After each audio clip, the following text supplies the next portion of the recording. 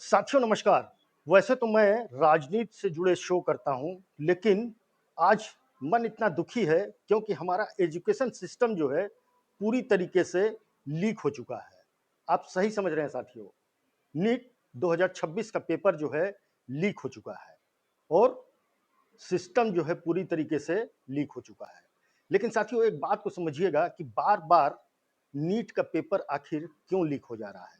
इसके पीछे एनटीए खड़ा है। एनटीए जो है पूरे एग्जाम को कंडक्ट कराता है और बार-बार 2024 में साथियों आपने देखा कि पेपर लीक हो गया और पेपर लीक होने के बाद जब दोबारा रीनीट हुआ तो इतना हार्ड पेपर दे दिया गया जो स्टैंडर्ड से ऊपर था और मानो बच्चों से जो है दुश्मनी निकाल लिया गया।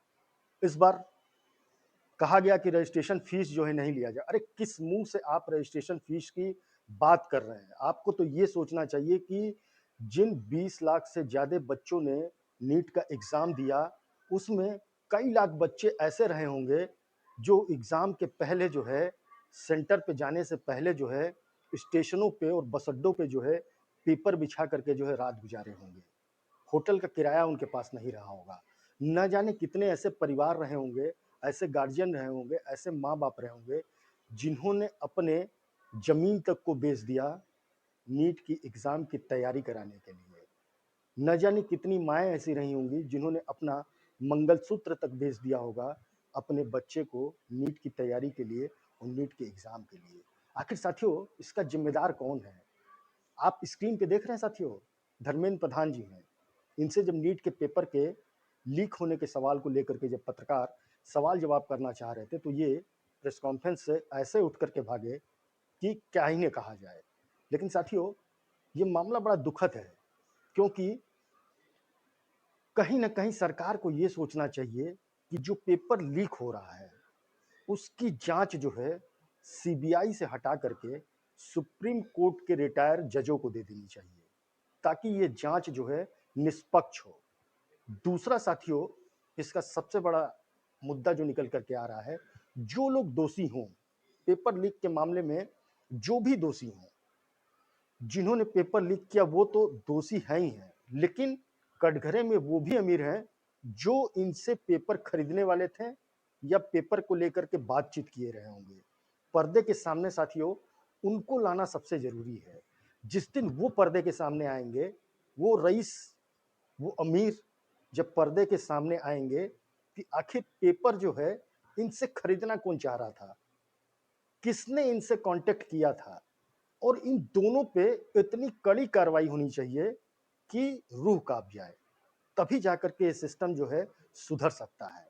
और रिटायर्ड जजों के द्वारा जो जाँच की जाए साथियों, उसकी पूरी रिपोर्ट पीएमओ को दी जाए। यानी इस पूरे जाँच पर जो है पीएमओ की नज़र हो। तभी जाकर के साथियों इसमें कुछ हो सकता है।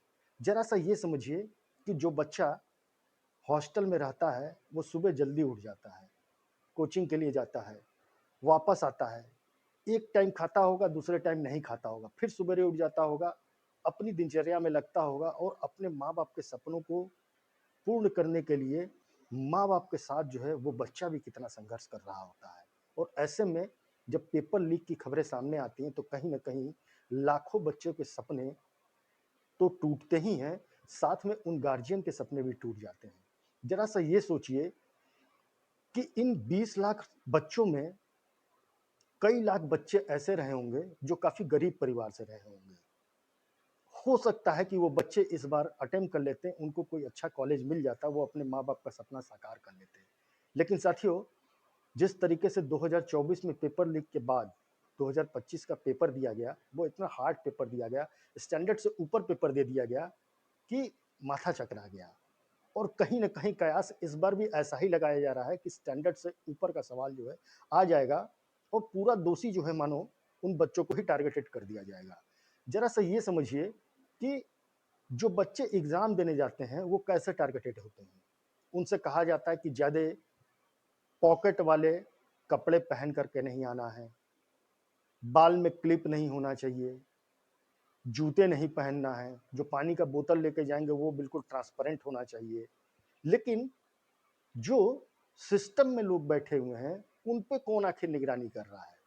कैसे पेपर लीक हो जा रहा है? बहुत ज्वलंत उदाहरण समझिए साथियों कि अभी कई राज्यों का चुनाव बीता, सेंट्रल फोर्स लगा करके पश्चिम बंगाल जैसे राज्य में जो है, हालांकि मैं पॉलिटिकल बात नहीं करना चाहता था, लेकिन पश्चिम बंगाल जैसे राज्य में जहां पे जो है बिना हिंसा के चुनाव होता ही नहीं था, और इस बार का पूरा चुनाव जो है बिना हिंसा के जो है पश्चिम बंगाल के अंदर हो गया। आखिर ये कैसे संभव हुआ? कहीं ना कहीं मंशा रही होगी कि नहीं, इस बार जो है इस पूरे चुनाव के सिस्टम को जो है सुधार दिया जाएगा और पश्चिम बंगाल जैसे राज्य में जो हिंसा नहीं होने दिया जाएगा।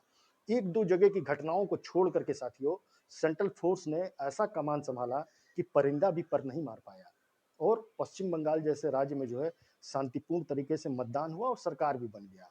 तो आखिर एजुकेशन सिस्टम को सुधारने के लिए इस तरीके का प्लान क्यों नहीं बनाया जा रहा है? आखिर उन लोगों को छांटा क्यों नहीं जा रहा है जो इस पेपर लीक की घटना में शामिल है? साथियों, जब तक अंदर का कोई नहीं होगा तो पेपर आखिर बाहर जाएगा कैसे? पेपर के पंख नहीं लगे हैं कि वो उड़ करके जो है बाहर चला जाएगा और टेलीग्राम पे घूमने लगेगा। ये समझिए साथियों कि 720 में से करीब 600 सवाल जो है टेलीग्राम पे पूरे देश में नाचने लगे थे, घूमने लगे थे, दौड़ने लगे थे। तो आखिर टेलीग्राम जैसे प्लेटफॉर्म पे जो है सरकार अंकुश क्यों नहीं लगा रही है? क्यों नहीं इस तरीके के प्लेटफॉर्म के खिलाफ जो है कार्रवाई कर रही है? आप देखते होंगे कि जैसे ही किसी राज्य में कुछ घटनाएं होती हैं तो तुरंत इंटरनेट बंद, तुरंत व्हाट्सएप बंद, तुरंत फेसबुक बंद, इस तरीके की चीज़ें होने लगती हैं। तो जब एग्ज़ाम का समय आता है साथियों, या एग्ज़ाम रहता है, तो कोई ऐसा सिस्टम क्यों नहीं लाया जाता है कि जिस सोशल मीडिया प्लेटफॉर्म से जो है ये क्वेश्चन पेपर जो है सर्कुलेट होते हैं, तमाम देश के अन्य अन्य राज्यों में पहुंच जाते हैं, तो उस पे आखिर उस सिस्टम पे क्यों नहीं अंकुश लगाया जाता है? और बार बार जांच जो है सीबीआई को दे दिया जाता है, 4-5-6 लोगों की पूरे देश के अंदर से गिरफ्तारी हो जाती है, फिर मामला ढीला-ढाला पड़ जाता है। लेकिन साथियों, ऐसा अगर होते रहा तो उनके हिम्मत जो है दिन प्रतिदिन बढ़ते